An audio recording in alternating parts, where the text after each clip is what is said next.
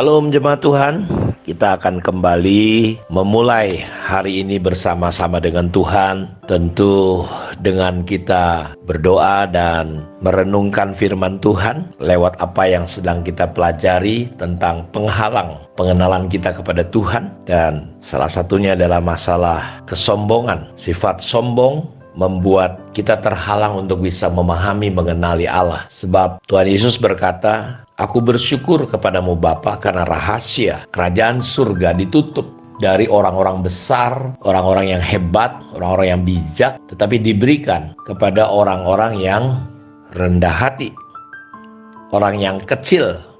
Karena aja dalam Lukas 1 ayat 51 dikatakan, "Ia memperlihatkan kuasanya dengan perbuatan tangannya dan mencerai-beraikan orang-orang yang congkak hatinya." Jadi kita lihat bahwa orang yang congkak atau tinggi hati, dia tidak akan melihat bagaimana kuasa Tuhan, perbuatan Tuhan dinyatakan. Kita sudah melihat bahwa mengetahui Tuhan berbeda dengan mengenal Tuhan. Terkadang kita melihat banyak orang terhalang dia tidak mengalami Tuhan dalam hidupnya. Karena itu kesombongan, tinggi hati merupakan kekejian di mata Tuhan. Seperti yang kita pelajari kemarin di dalam kitab Amsal 16 ayat 5. Setiap orang yang tinggi hati adalah kekejian bagi Tuhan. Sungguh ia tidak akan luput dari hukuman. Jadi saya merenungkan betul ini Bapak Ibu, kenapa sampai disebut kekejian. Keji, jahat di mata Tuhan. Sesuatu yang di mata Tuhan keji itu artinya seperti bukan hanya jahat, tapi mungkin sadis atau sesuatu yang benar-benar Tuhan tidak suka. Karena memang kekejian ini adalah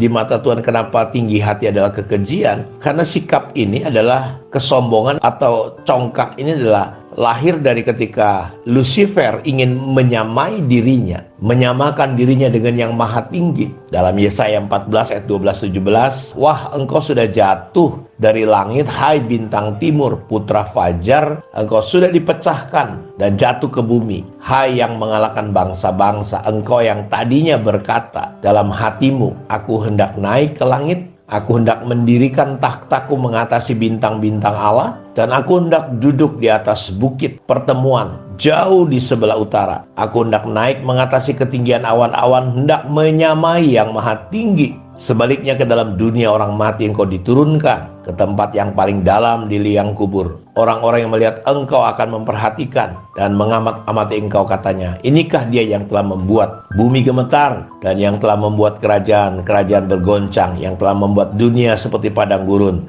dan menghancurkan kota-kotanya yang tidak melepaskan dan yang tidak melepaskan orang-orang yang terkurung pulang ke rumah." Kita lihat jadi sifat, sikap sombong lahir pertama kali ketika Lucifer ingin menyamai dirinya dengan Allah. Ingat, Allah adalah Allah. Dia adalah yang awal dan akhir. Dialah awal dari permulaan segalanya. Jadi aneh kalau si yang diciptakan coba ingin mengambil posisi si pencipta. Itu di mata Tuhan kekejian. Makanya orang yang congkak, orang yang sombong direndahkan. Kita sudah belajar bagaimana akhirnya Nebukadnezar direndahkan seperti kayak binatang, sama dengan binatang, serendah-rendahnya. Sebagai orang percaya, sebagai orang Kristen, kita harusnya hidup sebagai anak-anak Tuhan dengan kerendahan hati. Karena di mata Tuhan, kesombongan adalah sebuah kekejian. Dan orang-orang yang sombong, Bapak Ibu, dia tidak peduli dengan apapun. Dalam Roma 1 ayat 30, mereka adalah pengumpat, pemfitnah, pembenci Allah, kurang ajar, congkak, sombong, pandai dalam kejahatan, tidak taat kepada orang tua. Jadi orang-orang yang tidak mengenal Allah akan melakukan tindakan-tindakan seperti yang kita baca dalam Roma 1 ayat 30 ini. Karena itu dalam Yakobus 4 ayat 6, tetapi kasih karunia yang dianugerahkannya kepada kita lebih besar daripada itu. Karena itu ia katakan, Allah menentang, melawan siapa? Orang yang congkak, tetapi mengasihani orang yang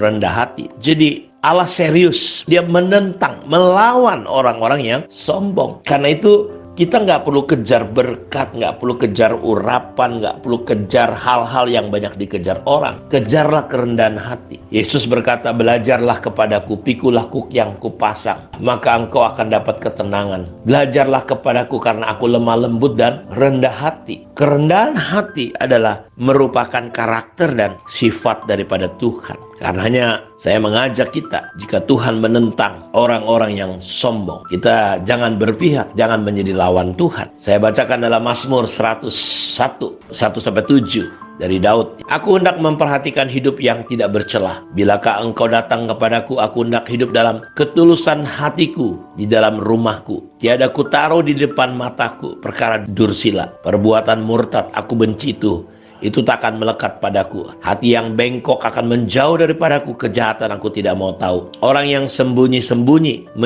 mengumpat temannya, dia akan kubinasakan. Orang yang sombong dan tinggi hati aku tidak suka. Jadi Daud sendiri, Bapak Ibu, dia mengatakan bahwa dia nggak suka. Kenapa? Kesombongan itu melahirkan suasana yang tidak nyaman, suasana yang tidak enak, menimbulkan masalah, perpecahan. Dari mana semua? Dari ego kita. Dari mana datang peperangan? Dari mana banyak masalah muncul? Sikap sifat sombong inilah Bapak Ibu yang menyebabkan semuanya. Karena itu tidak salah kalau hari-hari ini kita belajar tentang kerendahan hati. Kita coba mempraktekkan apa yang dikatakan Daniel, ya, untuk kita berlaku adil, menaruh belas kasihan, lawan ego kita, kesombongan kita dengan kasih. Dengan kita mengasihi Tuhan dan kita mengaplikasikannya, mengekspresikannya dengan kita mengasihi sesama kita. Karena itu saya berdoa biar kiranya pelajaran ini membawa kita untuk lebih memperhatikan hati kita, menjaga hati kita dari yang namanya kesombongan. Tuhan memberkati kita semua. Shalom.